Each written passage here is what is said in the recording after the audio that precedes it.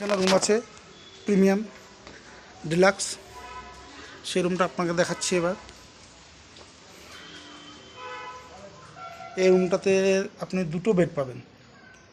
এত সুন্দর রুম, বিশাল বড়, দুখানা বেড, বড় টিভি, বড় আয়না,